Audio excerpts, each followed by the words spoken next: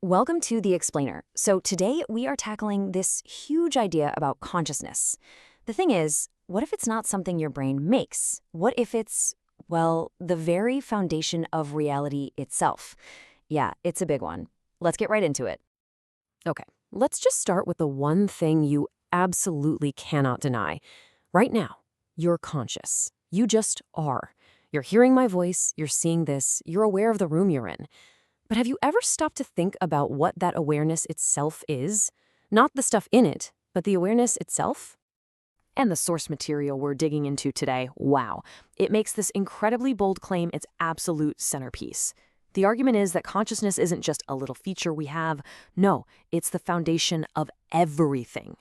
So, yeah, let's unpack what on earth that actually means. So here's how we're going to break this down. First, the one thing you can't deny. Then, we'll challenge some stuff you probably believe.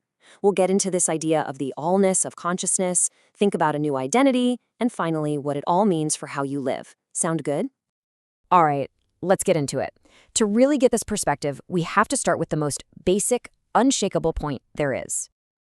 You know, the logic here is so simple, but it's really profound when you think about it.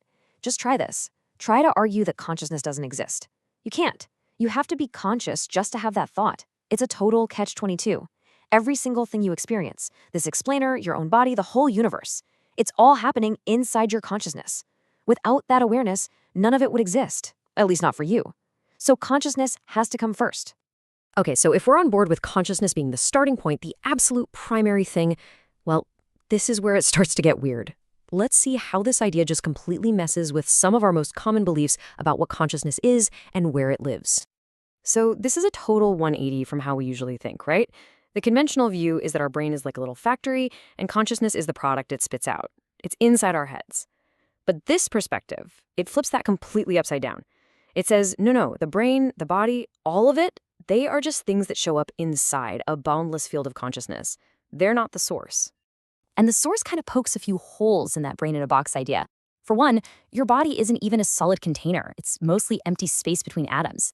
Then you've got these wild stories, documented near-death experiences, where people are conscious even when their body is, for all intents and purposes, offline. And here's the kicker, the one you can test right now. You can imagine having an out-of-body experience, right? But can you imagine an out-of-consciousness experience? Try it. You can't. It's literally impossible. Okay, but this brings up the big one, the classic chicken or the egg question. We're all taught the universe came first, right? Billions of years of cosmic dust, and then poof, eventually consciousness pops up.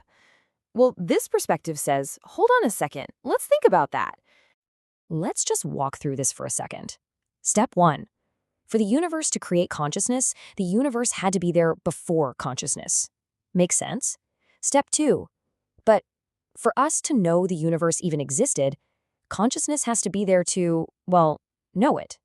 See the problem? You can't prove the existence of a thing without the very consciousness that was supposedly created by that thing. It's a total paradox.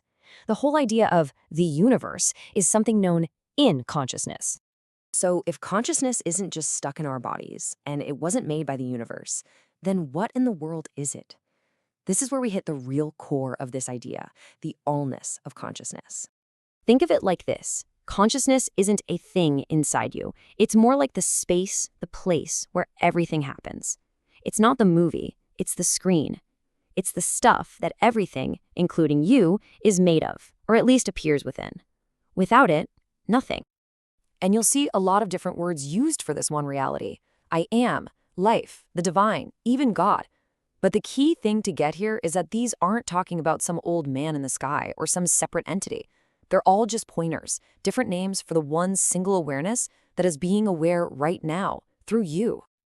Okay, this leads to a really, really important distinction. To get this, we've got to separate the stuff that's happening in our experience from the experience itself. So on one hand, you've got your thinking mind, right? It's a chaotic mess sometimes. Thoughts, feelings, sensations, just constantly changing, coming and going.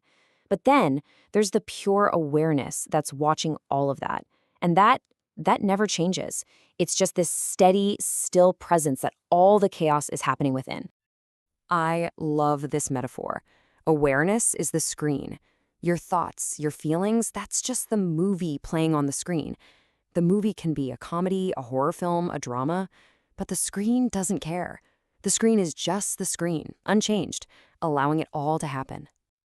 And here is the big shift. Most of us spend our lives identifying with the movie. We say, I am sad, I am angry. We think we are the characters on screen. This whole idea is about a profound shift in identity. Stop identifying with the movie. Realize you are the screen. You're the changeless awareness that sadness and anger just pass through.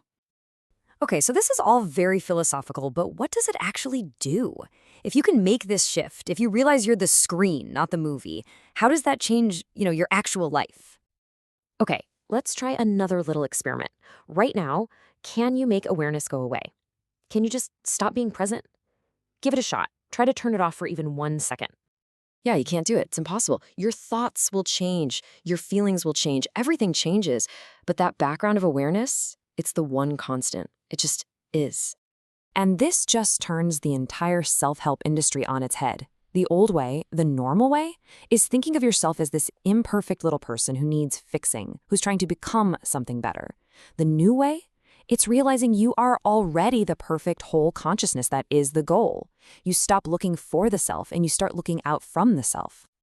And that's really the ultimate point here. There's no journey. You don't need to become more conscious. Why? Because the self, this pure awareness, is already 100% here. It's not going anywhere. It's not getting better. It's already itself. The only thing that changes is you recognizing that. So let me leave you with this final kind of mind-bending question from our source material today.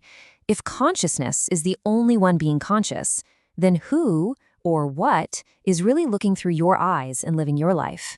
Something to think about. Thanks for joining us on The Explainer.